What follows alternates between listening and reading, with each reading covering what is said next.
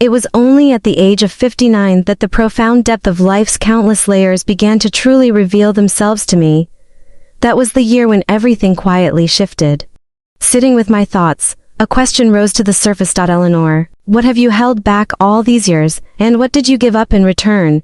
The questions weighed heavily, part judgment, part awakening, and though facing the truth felt daunting, something inside me urged me forward. The attic had remained untouched for over a decade. Since Thomas passed away, it had become a resting place for our memories, silent, still, and wrapped in dust. That morning I found myself standing at the foot of those creaky stairs. Heart pulsing with determination, I opened the door. The familiar scent of aged wood and forgotten time greeted me like an old companion. With a slow breath in and out, I opened the first box. Inside was a photo album I hadn't seen in decades. Its cover was worn, corners frayed, yet it felt warm. In my hands, as I opened it, a photo caught my eye and brought me to a sudden pause. There I was in my 20s, laughing under the golden sun of a quiet beach. My younger self stood confidently, glowing with carefree joy. That version of me seemed untouched by time or worry. I was lost in those pages when the sound of footsteps echoed up the stairwell. I turned, startled. It was Asher, my step-grandson. I hadn't seen him in a few years, not since he moved away for work. Time had filled in the spaces of boyhood. He now carried himself with calm strength, dressed simply, holding a paper bag in one hand and a cup of coffee in the other. Eleanor, he said, a gentle nod accompanying his voice. Asher, I smiled, truly surprised. I didn't know you were stopping by. I saw your car out front, he said with a warm grin. Thought I'd check in on you. Before I could respond, he stepped softly into the attic, eyes scanning the space with quiet curiosity. He noticed the album in my hands. What's that? He asked. Old memories, I replied, my fingers brushing a photo gently. Some I'd almost forgotten. He knelt beside a stack of boxes, brushing off the dust. I've never been up here, he said. It's like time stopped. We sat there in that quiet attic, flipping through pages, not of regret, but remembrance. The distance of years between us felt smaller somehow. Not because of shared history, but because of shared listening. As Asher gently set the photo album aside, something slipped out from between the pages, an envelope, aged and yellowed with time. It landed softly on the floor. We both looked down at it, my breath caught. It was addressed in Thomas's unmistakable handwriting. To Eleanor, in case I'm not there to tell you. A quiet hush filled the room. I stared at the envelope, unmoving. Asher spoke first. Do you want me to leave you alone with it? I shook my head. No, stay, please. With trembling fingers I opened it. Inside was a single page folded neatly. As I unfolded it, Thomas's words came alive again, written in that familiar, steady hand I hadn't seen in years. It's nothing more than an old album, I whispered, clutching it gently against my chest as though it might slip away, the weight of memory pressing all around me. But Asher stepped closer, his curiosity undeterred. Without saying a word, he leaned in and glanced at the photo resting on the first page. Me standing on a beach, sunlight dancing off the waves behind me, his brow furrowed slightly in surprise. Is that really you? He asked, pointing at the image. I nodded, a soft laugh escaping. A lifetime ago. He studied the photo for a long moment, not saying anything at first. You looked so alive, he said finally, in a tone filled with wonder, not judgment. It's hard to picture you outside the Eleanor I've always known. I smiled, touched by the sincerity in his voice. We all carry different versions of ourselves. Some just get buried over time. We sat down side by side on a pair of low stools, the old wood beneath us creaking gently. Asher began flipping through the pages, careful and deliberate. Each photo brought back a different memory. Dancing with friends under the stars, laughing at backyard barbecues, spontaneous road trips. They were fragments of a self I'd tucked away to make space for responsibility. You really lived, he said. I still on the photos. I tried, I replied with a small smile. And then life happened. He nodded slowly, not needing to ask what that meant. The room was quiet but not heavy, felt reflective. As he continued through the album, we chuckled at old hairstyles and outfits.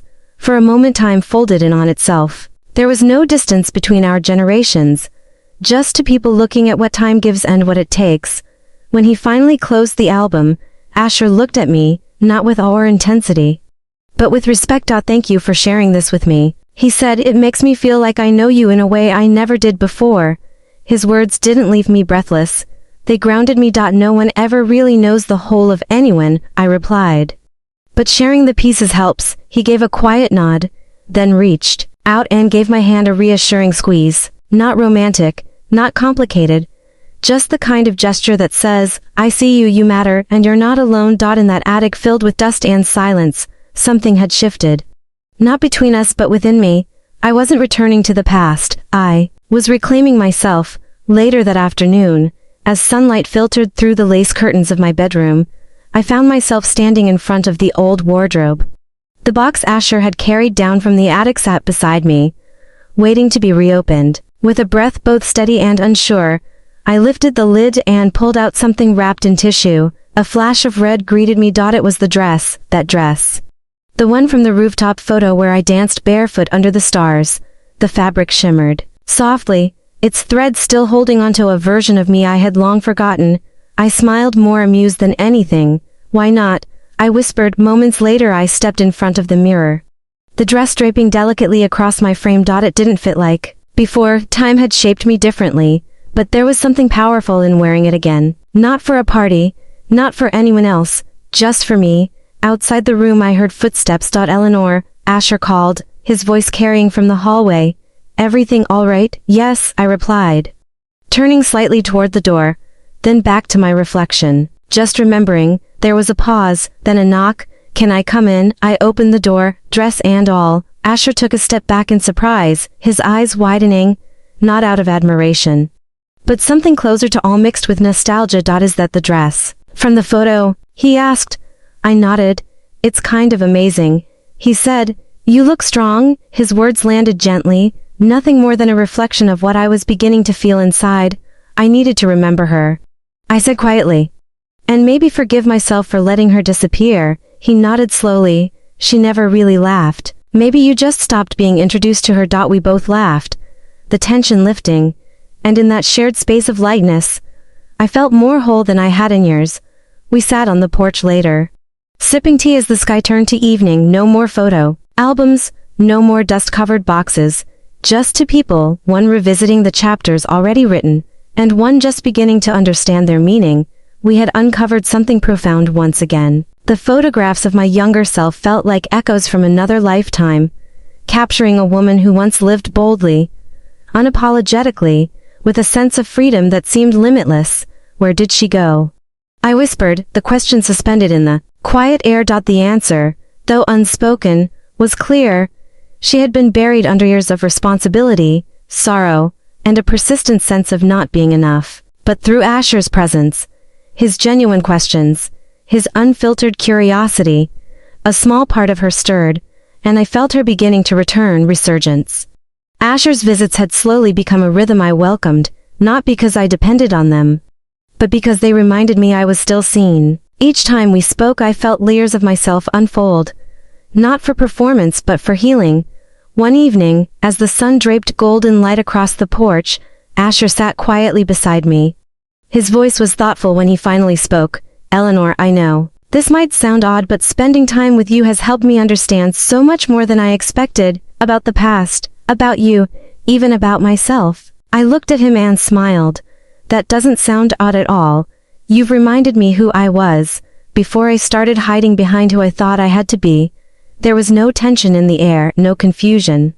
Just a shared truth between two people from different generations, one seeking to understand, and one remembering how to be understood. One day, as we sorted through a box of old letters, I came across a small envelope, faded handwriting on the front read, "For Eleanor, when you need it most." It was Thomas's. My breath caught. I slowly opened it, my hands trembling slightly. Asher didn't say a word. He just stayed beside me, respectfully quiet as I unfolded the letter. "My dearest Eleanor, if you're reading this, it means you've reached a moment where you're searching for clarity, for courage, maybe even for permission. If I can't be there to hold your hand, then let these words be my way of standing beside you. You are the strongest person I've ever known. But strength doesn't mean you have to carry everything alone. It doesn't mean giving up joy. I hope you live fully. I hope you say yes to new chapters. To people, to places, to laughter, to quiet peace. And above all, I hope you forgive yourself. You are not the woman you once were. You are more, and your story isn't done. With all my love, Thomas. Tears came easily, not from pain, but from a profound sense of recognition. Thomas hadn't just loved me in life. He had left behind a reminder that I was still allowed to live. Asher reached over on gently, touched my hand. It wasn't dramatic or sentimental. It was simple, human, a quiet gesture that said, "You're not alone." And for the first time in years, I didn't feel trapped in my past or defined by loss. I felt free, and that, I realized, was the beginning. It marks the moment I am no longer by your side. You must grasp that the greatest joy I ever knew was born from my love for you. Yet, life marches on even in the absence of one. It is a precious gift meant to be savored free from regret. If you ever find yourself drawn to another, someone whose laughter echoes our cherished memories or mirrors the brilliance that resides within you, seize that chance, love them fiercely, live fully for the both of us. As I neared the end, tears streamed down my face, each drop a testament to the weight of the moment. Asher's hand pressed gently against my back, a steadying force amidst the storm of my thoughts as I absorbed Thomas's final gift. It was a blessing I had never expected, yet one that resonated deeply within me. Are you all right? Asher's voice broke through the haze, soft and concerned. I nodded, my voice quivering as I replied, "I believe so." But beneath that affirmation lay a tumult of uncertainty, a clash of gratitude, and the suffocating weight of what could be. Even with Thomas's reassurances echoing in my mind, the road ahead loomed, fraught with challenges and shadows yet to be faced. Each visit with Asher brought a surprising sense of clarity and comfort, a reminder that human connection, even across generations, can be profoundly healing. I found myself captivated by details that had once slipped through my fingers, the way his eyes crinkled with genuine joy, the deep melodic cadence of his laughter, the quiet yet undeniable strength that radiated from him. One evening, as we lingered in the kitchen, crafting dinner side by side, our hands bumped as we both reached for the cutting board, and we laughed at the clumsiness of it all. An unvoiced understanding surged between us, electric and undeniable. I stepped back, my heart pounding like a drum in my chest. "This is complicated," I whispered, the weight of the words hanging in the air. Asher set the cutting board aside, turning fully to meet my gaze with an intensity that made my breath hitch. "It doesn't have to be," he said, a challenge lacing his tone. "It is," I insisted, gripping the edge of the counter as if it were my only anchor in a storm. "Remove entirely." This line directly addresses the taboo context, which must be omitted entirely. Who decides what is normal? He shot back, echoing his earlier thoughts.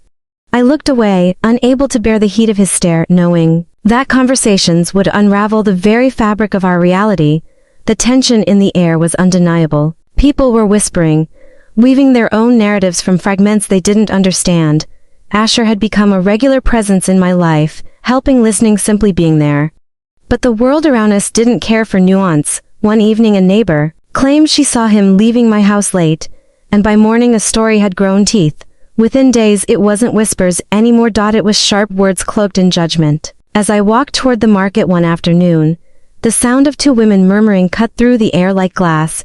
Eleanor, with her step-grandson, shameful, she should know better at her age.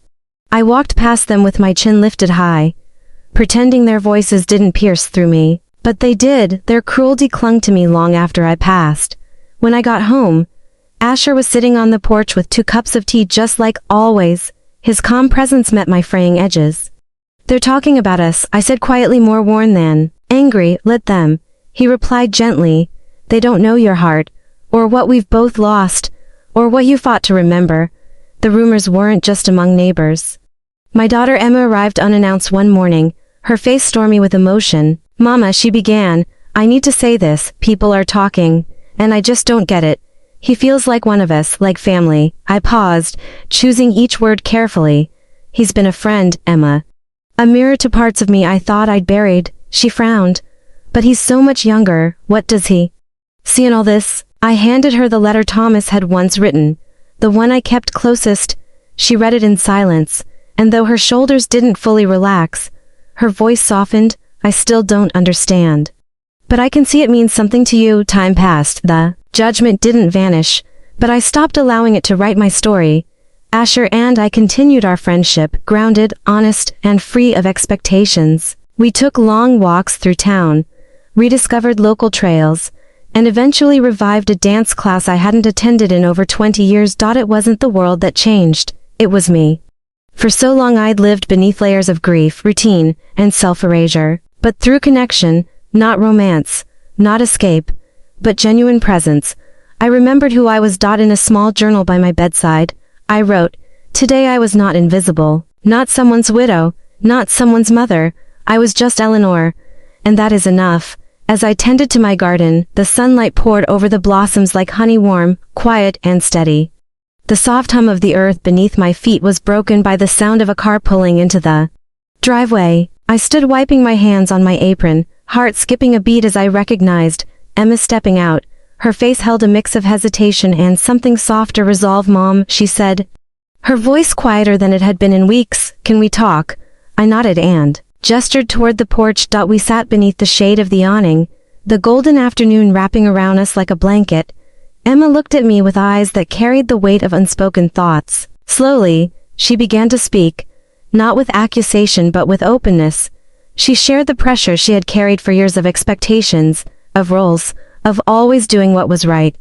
And then she looked at me, really looked. "You still find beauty, even when the world wants to take it away," she said. "That takes a kind of strength I never understood until now." The words touched something deep within me. I reached out and held her hand. "I only ever wanted you to find your own peace," I said. "I'm trying," she replied, her voice steadying. Over the weeks, the whispers that once trailed behind us began to fade. Those who mattered, those who saw us clearly, came closer. Judgment gave way to understanding. The noise died down. Asher remained present. We shared our time in quiet moments, tending to the garden, restoring old furniture, walking the forest trails nearby. It wasn't about the past anymore. It wasn't about proving anything. It was about living again. One evening, under a sky littered with stars, I sat on the porch with a notebook in hand. The air was still, the world around me was finally silent enough for me to hear the truth inside. I wrote, "I am no longer who I was, defined by loss, by what others expect, by what I once feared. I am Eleanor. I have survived storms and silence, and still I bloom." This was never about romance or rebellion or proving others wrong. This was about returning to myself, to joy, to freedom. And in that return I found something greater than acceptance. I found peace.